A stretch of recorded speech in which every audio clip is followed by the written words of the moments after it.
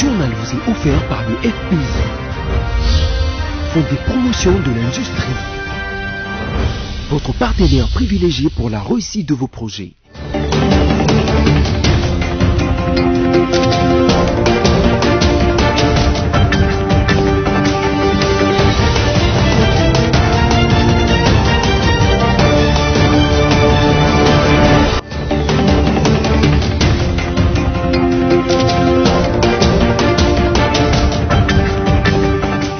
Vous avez bien fait de nous choisir pour vous informer, mesdames, messieurs. Bienvenue dans ce journal dont voici le titre. Le chef de confession religieuse réuni ce vendredi 30 juillet au centre interdiocésain à Kinshasa réserve la primeur de leur conclusion au président de l'Assemblée nationale. Et puis, le gouverneur de la ville de Kinshasa, Gentili Ngobila, a rendu une visite de compassion à la famille de l'étudiant Honoré Chamankwete, tué par balle le 24 du mois en cours. Enfin, le comité multisectoriel de la riposte à la Covid-19 en RDC indique que 143 nouveaux cas ont été confirmés au pays. Passons à présent au développement en sa qualité de commandant suprême de forces armées et de la police nationale congolaise. Le chef de l'État, Félix-Antoine Tshisekedi Tshilombo, a convoqué jeudi 29 juillet au Palais de la Nation une réunion de sécurité élargie. Je suis Kalamba pour le commentaire. Convoqué par le président de la République, chef de l'État et commandant suprême des forces armées et de la police nationale congolaise, Félix-Antoine Tshisekedi Tshilombo, une réunion de conseil de sécurité élargie s'est tenue jeudi dernier en début de soirée au Palais de la Nation. Cette réunion, qui a regroupé autour du commandant suprême des forces armées et de la police, les responsables civils et militaires des services de défense et de sécurité, a connu aussi la participation du Premier ministre Jean-Michel Sama-Lukonde, du vice-premier ministre et ministre des Affaires étrangères et celui de la Défense ainsi que le ministre du Budget. Il s'agissait de la première réunion de cette instance sécuritaire élargie un mois après la tournée d'inspection du chef de l'État dans les provinces du Nord Kivu et de l'Ituri sous l'administration militaire à la suite de l'état des sièges y décrété. Durant ces périples de 3 semaines, le chef de l'État avait procédé à l'évaluation de la situation sécuritaire dans les deux provinces. Le président de la République, Félix-Antoine Tshisekedi Tshilombo, avait promis de tout mettre en œuvre afin que les FARDC montent en puissance et le gouvernement devait accorder les bénéfices de l'urgence aux questions sécuritaires. Il sied aussi de rappeler que le rétablissement de la paix dans les provinces de l'Est du pays est l'une des missions principales assignées au gouvernement de l'Union sacrée. La présence du Premier ministre et quelques membres de son gouvernement, croit-on savoir, procède du souci du chef de l'État d'impliquer le gouvernement dans la recherche de solutions durables aux questions sécuritaires.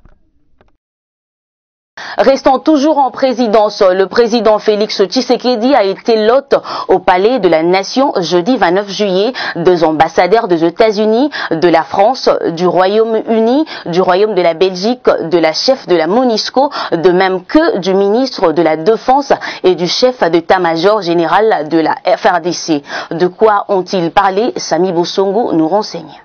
L'examen de la situation sécuritaire de la RDC.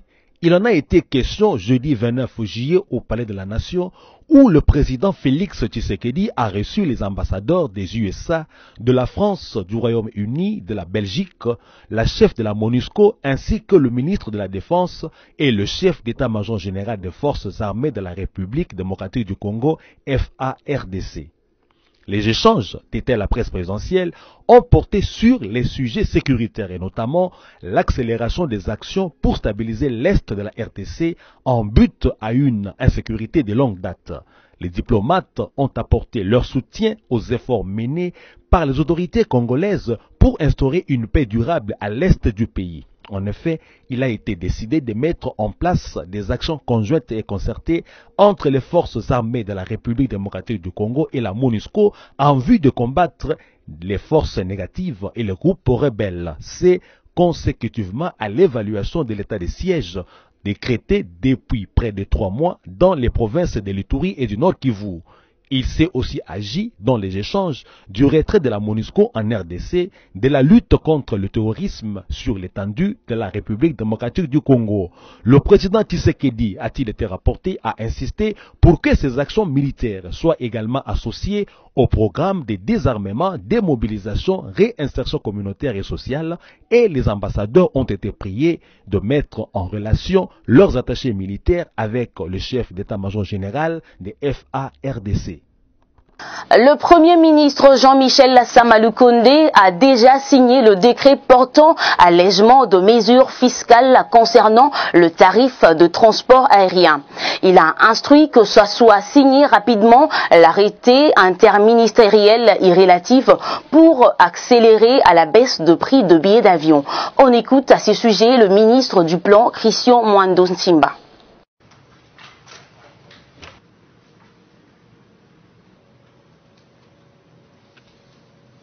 À l'approche des 100 jours du gouvernement Sama Lukonde, l'essentiel de la réunion d'aujourd'hui s'est focalisé autour de l'évaluation du niveau d'exécution de toutes les options ou les décisions qu'a prises le comité de conjoncture. Et nous avons noté avec satisfaction qu'à peu près 70% des options qui ont été levées ont été exécutées ou sont en cours d'exécution, les autres sont à réactiver. De même, nous avons constaté qu'au niveau de la semaine qui est passée, le ministère des Finances a conclu un contrat de performance avec les régies financières, la DGDA, la DGI et la DGRAD, pour augmenter les objectifs des recettes autour de 15% au-dessus du budget, de ce qui a été prévu au budget. Il a été également relevé que la monnaie reste stable autour de 1988 francs congolais le dollar à l'officiel et 2023 francs congolais le dollar au parallèle. Il a été noté également que le premier paiement sur la facilité élargie de crédit accordée par le FMI est arrivé de l'ordre de 210 millions de dollars américains. Cet argent a été utilisé pour le renforcement de niveau de la réserve de change en vue de consolider notre monnaie. Donc nous avons une augmentation d'environ 16% de la réserve d'échange. Pour le reste, nous pensons que la situation économique en général reste stable et que le Premier ministre a signé également le décret pour les mesures fiscales d'allègement concernant les tarifs des transports aériens. Il a demandé que rapidement l'arrêté interministériel soit signé pour accentuer la baisse du coût des transports aériens. Voilà un peu globalement ce qui a été dit au jour d'aujourd'hui. Vous l'avez suivi au sommaire, le chef de confession religieuse qui se sont réunis ce vendredi au centre interdiocésain dans la commune de la Gombe à Kinshasa pour dégager un consensus sur les candidats présidents de la CENI en boucle leur pourparlers. Pour la primeur de conclusion est réservée au président de l'Assemblée nationale. Suivez Monseigneur Marcel Outembi qui a fait cette déclaration. Le travail a été bel et bien réalisé. Nous venons de l'achever. Comme vous savez, ce travail nous a été confié par l'Assemblée nationale conformément à la loi de la République démocratique du Congo. Nous avons réalisé ce travail et il est tout à fait normal que nous puissions réserver la primeur des conclusions de ce travail à l'institution qui nous a chargés d'accomplir cette tâche. Le gouverneur de la ville de Kinshasa, Gentili Ngobila, a effectué jeudi 29 juillet une visite de compassion et de réconfort moral à la famille de l'étudiant Honoré Chamin Kwete, tué par balle le samedi 24 juillet dans la commune de Selembao. Suivez. Dans cette famille, le premier citoyen de la ville qu'accompagnait le général Silvano Kasongo a présenté au nom du gouvernement provincial et celui de la population quinoise les condoléances les plus affectueuses à la famille éprouvée et à toute la communauté estudiantine. Le patron de la ville a souligné à ce qui est arrivé à Honoré Chamakwete Bouchabou est inadmissible. Nous condamnons l'acte ignoble commis par nos policiers. Et je l'ai dit ici sans embâche, que notre jeune frère, notre enfant, notre fils, Honoré Chamakwete, a été abattu à bout portant par un policier. Pour l'instant, ils étaient à 3, mais on ne sait pas tout à fait, c'est lui qui a tiré à bout portant.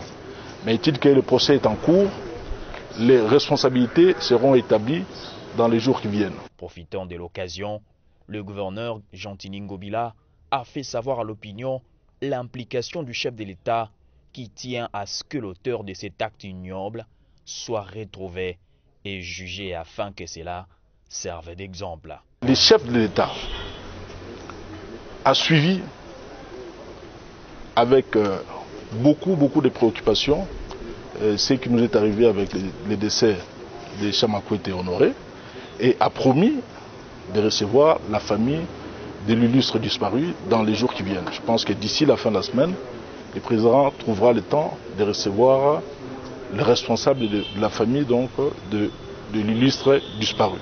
Par la même occasion, l'autorité urbaine a remis au nom de l'hôtel de ville une enveloppe de 10 000 $ américains à la famille afin de permettre l'organisation des obsèques. Touchés par cette marque d'attention de la part de l'autorité urbaine, les représentants de la famille a présenté ses sentiments de gratitude au gouverneur Jean-Tini Ngobila. Ça nous touche énormément et nous rendrons compte à la famille. Comme vous le savez, Excellence, nous venons de perdre un homme. Il est irremplaçable pour la famille et la nation. Et retenons que la date de l'enterrement n'est pas encore connue, contrairement à ce qui a été annoncé. Le deuil se tient officiellement au numéro 5, quartier Gulf, Binza Village, dans la commune d'Ngalima.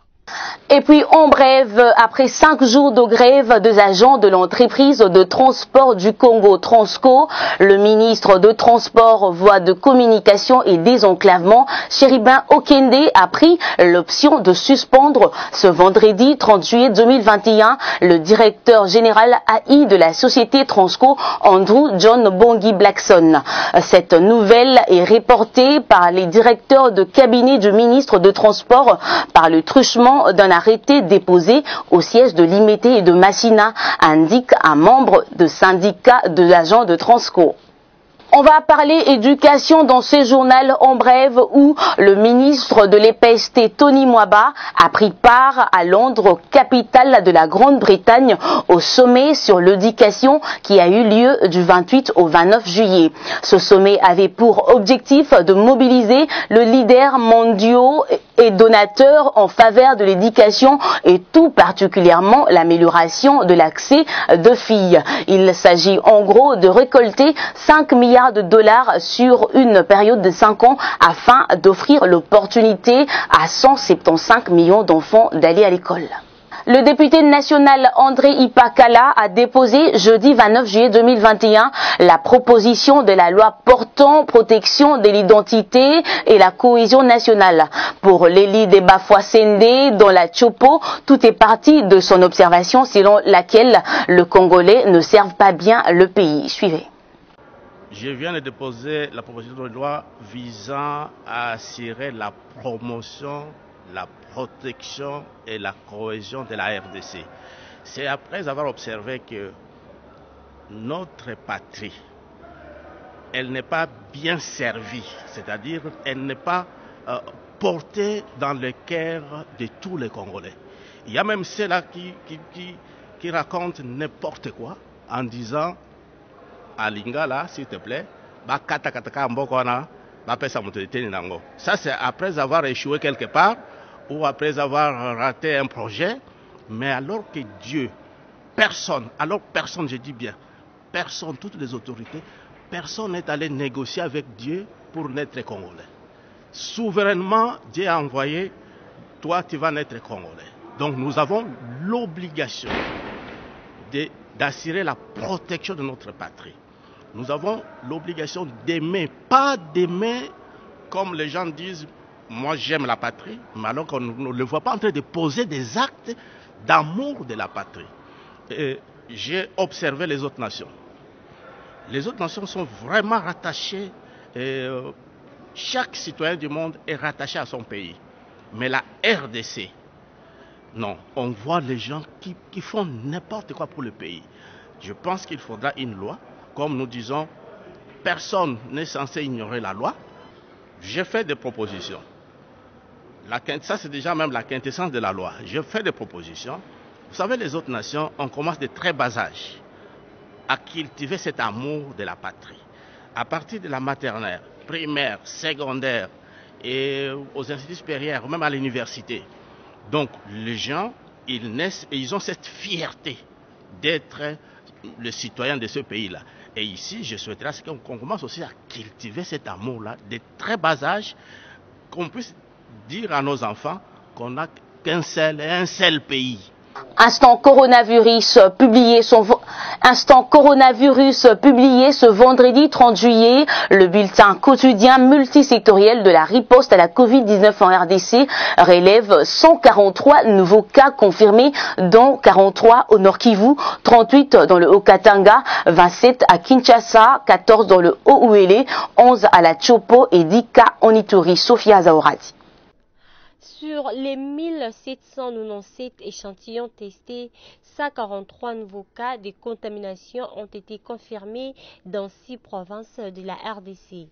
La répartition géographique de ces nouveaux cas est telle que 43 sont du Nord Kivu, 38 du Haut-Katanga, 27 de Kinshasa, 14 du Haut-Uele, 11 de la Chopo et 10 de l'Ituri. Des renseignements donnés dans le bulletin quotidien sur la situation épidémiologique en République démocratique du Congo pour les jeudi 29 juillet, publié ce vendredi 29 juillet 2021. Dans ce même bulletin, il est indiqué que les données ne sont pas toujours disponibles pour les nouvelles personnes sorties guéries de centres de traitement et du groupe des patients suivis à domicile et pour les nouveaux décès des cas confirmés. On rappelle que le cumul des cas depuis les débuts de la pandémie du coronavirus en RDC le 10 mars 2020 est de 49 562, dont 49 561 cas confirmés et improbables. Un groupe de criminels qui sème la terreur dans la ville de Lubumbashi dans le Haut-Katanga a été présenté le jeudi 29 juillet au gouverneur Jacques Kiabula après leur arrestation. Pour le numéro 1 de la province, la population doit être en étroite avec l'armée et la police. Suivez. Le premier groupe est constitué de ce présumé kidnappeur d'enfants. Ce motard, au dire des témoins, a enlevé ce petit enfant au quartier Bongonga ce lundi 26 juillet devant sa maison, lui proposant de le transporter sur sa moto. La sœur de l'enfant kidnappé est venue sur les faits devant le gouverneur de province qui l'écoutait aux côtés de la ministre nationale du genre Gisèle Ndaya, entourée des membres du conseil provincial de sécurité élargi au bourgmestre des communes. Pour cette femme ayant entendu la voix de la sœur du petit enfant enlevé qui réclamait d'être aussi pris sur la moto, elle est sortie et le motard s'est vite retranché de la maison avec l'enfant. Comme tout présumé bandit, le motard nie toutes ces allégations et de manière illogique, il justifie son acte déclarant qu'il voulait amener l'enfant à la police constatant qu'il était seul. Le gouverneur a fortement déploré ce 4e cas d'enlèvement à Lubumbashi et rassure ses administrés sur la mobilisation des services de sécurité afin de traquer ces kidnappeurs. Je demande à ce que la population soit concentrée et que la population soit vigilante et qu'on surveille les mouvements de nos enfants et qu'on collabore avec les services de sécurité pour dénoncer tout cas d'enlèvement. Nous ne pouvons pas accepter de vivre dans la terreur. Ceux qui instrumentalisent tous ces mouvements, c'est pour créer la terreur dans la population. Nous ne pouvons pas céder parce que la population a besoin de la paix. Le président de la République, Félix Antoine Tshisekedi, nous donne la paix et la sécurité et donc nous devons capitaliser pour développer notre chère province. Le deuxième groupe est composé de ces deux présumés escrocs des grands chemins arrêtés à plusieurs fois. Un d'eux s'est fait passer sur les réseaux sociaux comme victime pour avoir abordé le polo avec la mention « Je suis Katangais » afin de s'aimer la confusion. Le gouverneur salue la collaboration de ses administrés ayant facilité l'arrestation de ces présumés criminels et les invite à continuer à dénoncer ce genre de pratique dans leur milieu. La population a besoin de distraction. La population ikonaona makaji président de la République Félix konatumika. La population ikonaona kaji gouvernement provincial ikonatumika. La population ikona participer au développement. C'est ça l'essentiel. Depuis le début du phénomène d'enlèvement à Lubumbashi, la ville a enregistré près de 4 cas. Les communes annexes, Kampemba et Katouba, ont déjà été secouées par ce phénomène auquel les services de sécurité veulent mettre un terme avec la collaboration de toute la population. À présent, la revue de presse.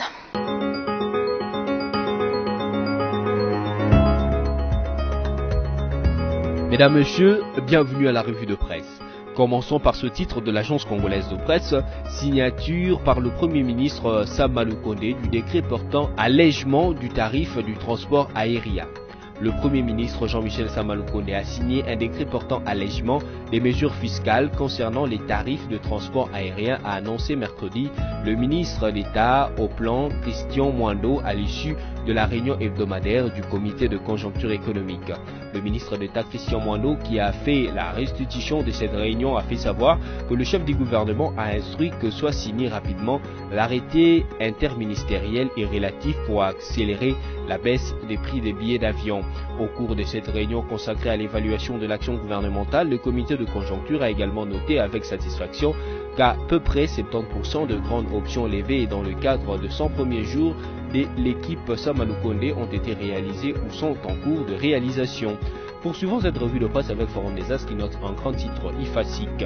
Les personnels accordent 72 heures aux étudiants pour sauver l'année en cours. Une décision du ministre de l'Enseignement supérieur universitaire prise en pleine année académique risque de perturber le fonctionnement des établissements. En fait, Moïse Nozangui enjoint les comités de gestion des institutions des enseignements supérieurs à appliquer les frais identiques à l'année académique 2019-2020, jetant ainsi la confusion dans les dispositions de ces institutions sous sa juridiction. La réaction ne s'est pas fait attendre. À l'Institut facultaire des sciences de l'information et de la communication IFASIC, les personnels a convoqué mercredi 28 juillet une assemblée générale extraordinaire pour ce faire.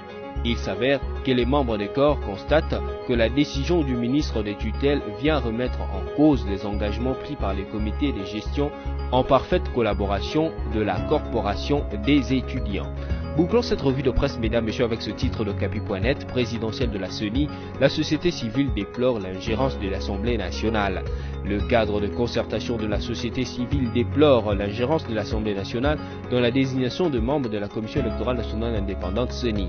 Dans une interview accordée jeudi 29 juillet à Radio Capi, Dani Singoma, membre de cette structure citoyenne, affirme que le président de la Chambre basse a adressé un courrier à la CIMOCEL et une autre association pour présenter les 2 membres qui devront faire partie de la commission électorale. Il n'appartient pas au président de l'Assemblée nationale de choisir les organisations de la société civile. Bien qu'il y ait des listes parallèles envoyées à l'Assemblée nationale, nous avons été fair play, a indiqué Dani Singoma. C'est tout pour cette revue de presse. Merci à vous qui l'avez suivi.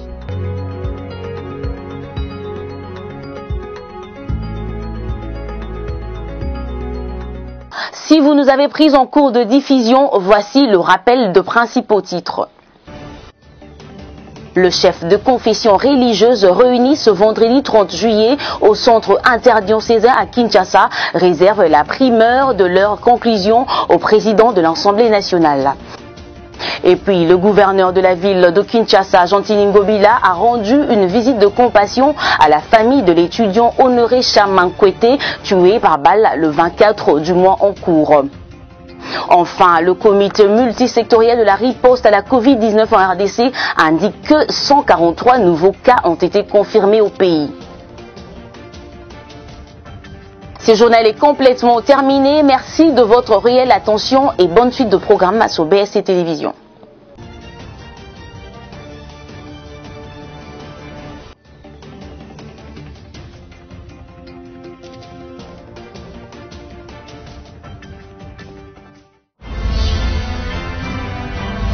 Ce journal vous a été offert par le FPI, Fonds des promotions de l'industrie, votre partenaire privilégié pour la réussite de vos projets.